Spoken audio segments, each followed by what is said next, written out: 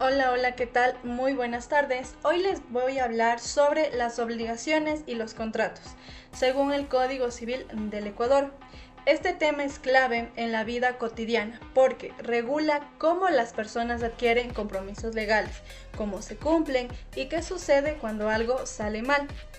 Vamos a ver los conceptos generales de obligaciones, los tipos de contrato, los actos y las decisiones de voluntad.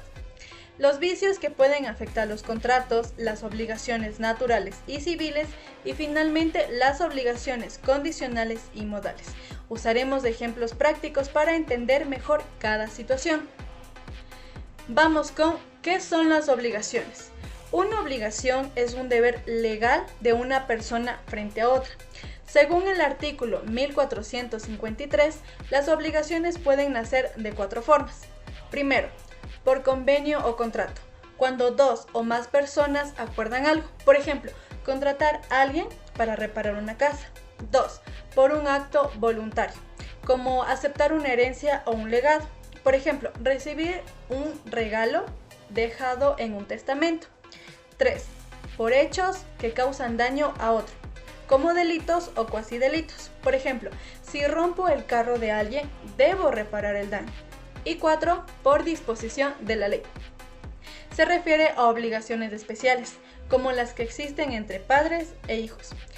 En resumen, podemos mencionar que una obligación siempre implica cumplir algo a favor de otra persona, ya sea por acuerdo, por ley o por un hecho que genera una responsabilidad. Seguimos con ¿qué es un contrato? Un contrato es un acuerdo donde una o más personas se obligan a dar, hacer o no hacer algo a favor de otra. Dentro de los tipos de contrato, según los artículos, tenemos primero, en el artículo 1456 encontramos el unilateral, solo una parte tiene obligación, por ejemplo, en una donación.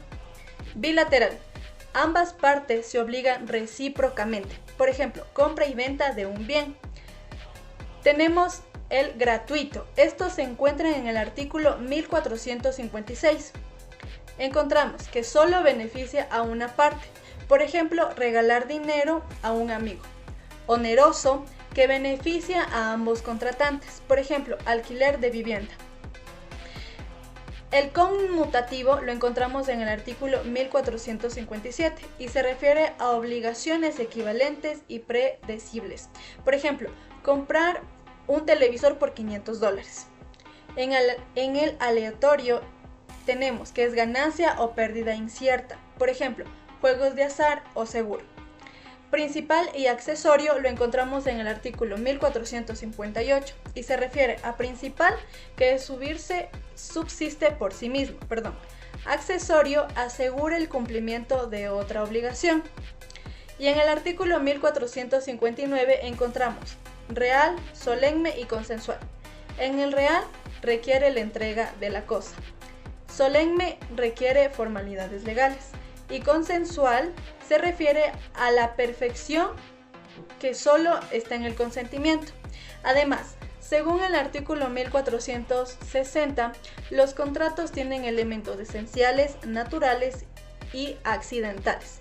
Esto depende mucho de su importancia y se agregan por cláusulas especiales. Seguimos con actos y declaraciones de voluntad. Para que una persona pueda obligarse, se requiere, según el artículo 1461, primero, capacidad legal. Puede obligarse por sí mismo. Consentimiento libre, que son sin vicios. Objeto lícito, lo que se da, hace o evita hacer debe ser legal. Y la última, causa lícita, motivo permitido por la ley. Según el artículo 1462 y 1463 tenemos la incapacidad legal, que es absoluta y relativa. Dentro de la absoluta se encuentran personas con trastornos graves, impúberes, personas sordas que no puedan comunicarse, menores adultos en ciertas condiciones. Y las relativas son menores adultos, personas en interdicción y personas jurídicas. Tenemos la representación en el artículo 1464, que nos dice, quien actúe legalmente en nombre de otra persona genera efectos como si la persona misma actuara. Ya, en el artículo contratos a favor de terceros se refiere a que una persona puede beneficiarse de un contrato, pero solo ella puede exigirlo. Debe aceptar el contrato para obligarse si es necesario.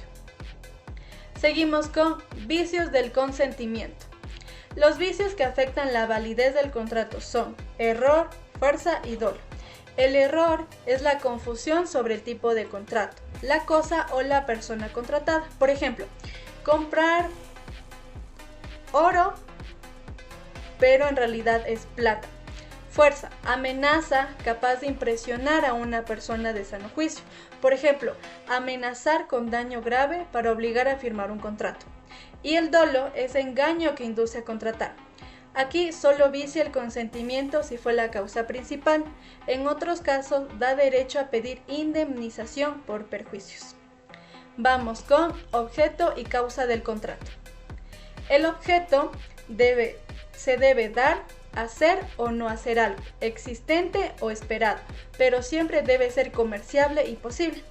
Tenemos objeto ilícito, que es contraviene las leyes, bienes, costumbres o el orden público. Por ejemplo, vender bienes embargados sin autorización.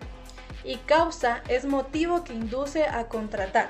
Debe ser real y lícita. Por ejemplo, no puede ser causa un hecho ilegal o inmoral, y la causa ilícita invalida la obligación. Siguiente son obligaciones civiles y naturales. Dentro de las civiles se menciona que se puede exigir judicialmente, por ejemplo, pago de un préstamo.